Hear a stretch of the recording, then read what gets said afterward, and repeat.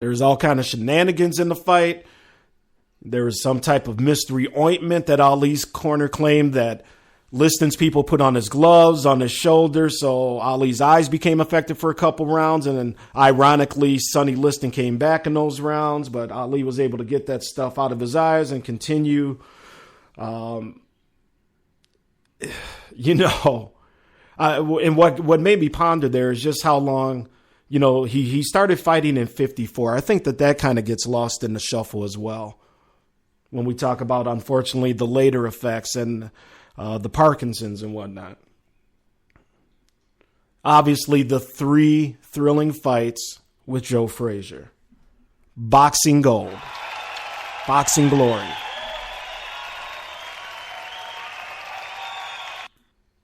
Stagger Lee says, Howard Cosell said, I made you.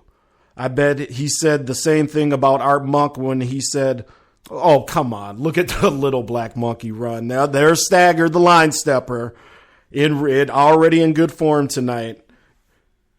Now, those 3 fights were just phenomenal. The first fight, or hold on, let's back up here, because we got to talk about Ali joining the Nation of Islam and how this then went into his objection to the war. So he starts meeting with folks from the Nation of Islam. Malcolm X becomes a good friend, convinces him to join. And from there, obviously, he dumped the name Cassius Clay. As we said, Howard Cosell was the first to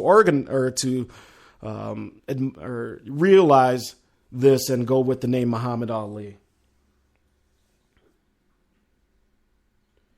Now, Ali, who started speaking up at college campuses, he started becoming very, very outspoken. And with the name change, half of the country was already set against him. At this time, Islam, you think Trump's trying to make it bad now. Islam back in the mid-'60s, whole different thing in terms of what was known about it, the perceptions of it, and especially the black Muslims. So when he comes and starts touring college campuses, folks, and again, you're listening to Vince Wright, the sports governor on the Stewart Media and Entertainment Network, he becomes a real threat in some people's eyes because he's effective.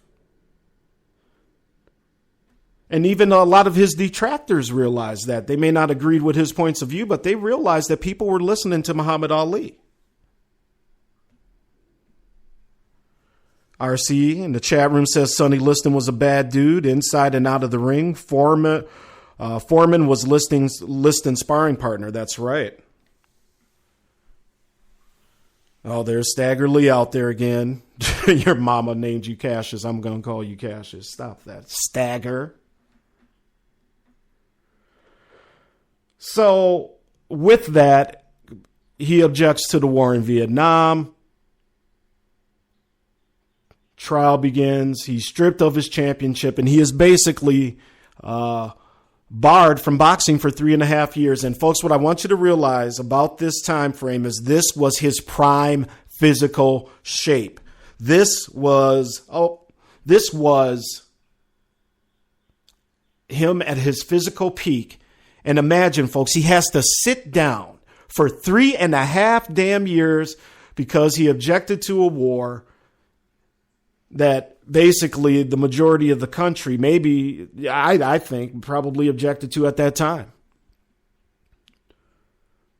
And, excuse the language, but as he said, no Viet Cong ever called me nigger. Why am I going to go over there and kill all of them for? You won't defend him, or as he says, you won't defend me and my country, speaking of the white majority. I can't go and eat at a restaurant where you won't allow me to. And you want me to go fight this war. And folks, in a time like today where athletes, where we have more instances to really stand up and talk like a Muhammad Ali and to raise your voice and step up there. If you are a principled person, people will listen to you.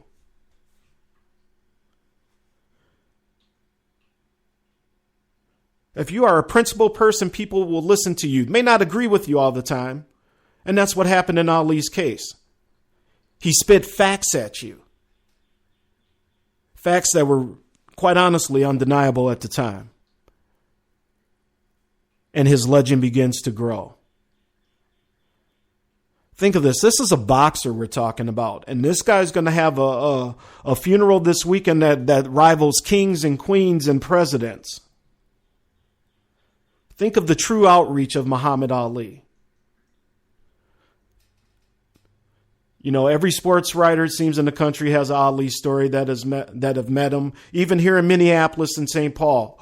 That's all I've been listening to all week on the local sports talk here. Everybody talking about when they met Ali, running into Ali here. Ali when he came through the Twin Cities a couple times, having dinner, interviewing him. This is truly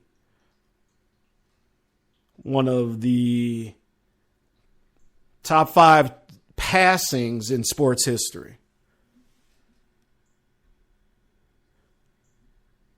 And those years that they robbed this man of truly being the elite champion, in my opinion, and RC, I'd love to know what you think out there, of robbing him of his prime physical being and probably dominating that heavyweight division for those 3.5 years that he was gone. Because, hey, like Mike Tyson, he was never the same when he came back. He was not the same physical being when he came back. Yeah, he won.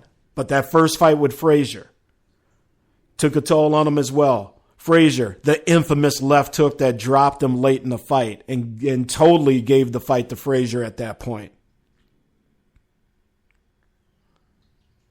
Think about that. 3.5 years, he's off, he comes back.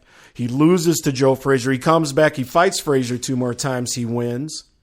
And, he goes on and he knocks out Jerry Corey in 1972. Jerry Corey, a rough and tumble fighter. Jerry Corey is a gatekeeper. He's like a number 4 or 5 rank guy, and you got to go through him to get to the champion. So Ali had fights. He fought Floyd Patterson in 72 again. He fought, as we said, he had 3 fights with Ken Norton that he won 2 of. Ron Lyle. Man, just on and on and on it goes. And as we move through the 70s, and another memory that I have of the champion, unfortunately, was not one of his finer moments. I remember literally crying when he lost to Leon Spinks. Oh, we got a caller on the line here. Caller, are you there? Who do we got on the line? What it be, guys? Number 1 Chief Rocker, Jersey Vern. What it be like? Let's get the song going. Ladies and gentlemen, all the way from Atlanta, GA. You know him as the number 1 Chief Rocker in the land. He is Jersey Vern. What's up, sir? No, man, ain't nothing, man. Good tribute to Ali, man. No matter how long it goes, man, he going to be talked about for at least the rest of this month, man, because he was the greatest, That's real. And without a doubt, Jersey. Hey, share some of your stories, brother. I was in 5th grade when his biggest fight, he fought Joe Frazier in the Garden, man. That was the fight where all the big time gangsters came out. People with big time money, man. I remember Walt Frazier walking in with that big old fur coat. Now, I don't remember it live. I've seen the videos of it, and that first Frazier fight, Frank Sinatra was the official photographer, man. It was crazy. Yeah, I was the only one in my 5th grade class, man, that went with Frazier, man. I know just at that time, man, Ali was so confident that, Frazier held the belt. Right. And that was one of Norton and Muhammad Ali had 3 of the greatest fights, but that fight was a history fight there, man, because nobody had Frazier winning that fight, man. But Frazier came out there, he was like Rocky, Rocky, that kills me, God. People always talk about how Rocky was, Joe Frazier was Rocky of all time, but Rocky movies didn't come out until after all that was done, you know. So if anything, Rocky, and plus Joe Frazier was from Philadelphia, he copied Joe Frazier's style in those movies. The same type of fighter. Right. Yeah. So that's why I never understood that, man. But yeah, man. I bet it on. I lost money on him so many times, man. To the point, I said, man, I got to start going with him because, you know, he's unbelievable, man. Because, you know, those fights that he did lose, I won a little money, but then he came back and beat the guy 2 times or one more time, and you know, I was like, well, ain't nobody gonna beat this guy. But yeah, he's a great guy, man. He definitely was a great guy, and like everybody said, wherever he goes, he always, especially in New York, man, he did a lot of benefits in New York, you know, for the kids. If the people want him to come speak to the kids, he can't speak to the kids. I mean, he did so much that's not being talked about. You know, all they're talking about is how he always just talk and talk and talk. But he talked the talk and he walked it too. And he also came out of his pockets. You know what I'm saying? So he needs to get that respect from now on in.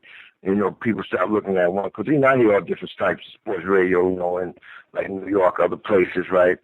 And there's certain people, man, come on there. Well, he didn't go to the Army. He evaded the Army. He's not a good American citizen. You know, this man did, man. This man did a lot, man. Come on. You know, they still hating on him. Exactly, folks. And again, we got the #1 Chief Rocker on Sports Done right here. I appreciate Jersey calling in, sharing his thoughts on the late, great Muhammad Ali, the greatest of all time. Jersey, I agree with you, man. You know, there's so much we don't know about that he's done that I'm sure he's kept out of the private or the public eye. You know, obviously for the folks down there in Atlanta, you know, you got to love seeing him with those hands shaking and whatnot, still taking that Olympic torch and lighting that cauldron and watching that thing fly on up there and lighting the Olympic torch. You know, we can sit here all night, Chief, and talk about Ali and this and that and what he did and what he meant. And that's exactly the point I'm trying to make to people is this is a boxer. I mean, you know, boxing in today's world, Chief, you know, don't carry a lot of weight with people. And that's what this man meant to the entire world. And you know what is forgotten? Ali didn't fight these fights like these cats right here, knocking guys out 3rd, 4th, 5th round. They was conditioned to go 15 rounds. Them rounds didn't go less than 12 rounds. And Chief, you know, and to add on to what you're saying, man, and I'll let you get back to your point. In 1976, Ali fought 4 times. He fought Ken Norton in there and 3 other guys who people don't really know a lot about. In 1975, he fought 4 times. I mean, you don't get that nowadays, man. No. You know, a lot of these fighters fight once, twice, that's it. And like you said, he's doing it 15 rounds. Yeah, these guys today, like I was saying in the RC in the chat room, man, these guys today, after 12 rounds, they done. They can't even make 12. Some of them, you know, these days, man, they be burned out. So to go 15 rounds, big ups to those boxers back in that day that went 15 rounds, man, because a lot of them used to take it to the 15th, man.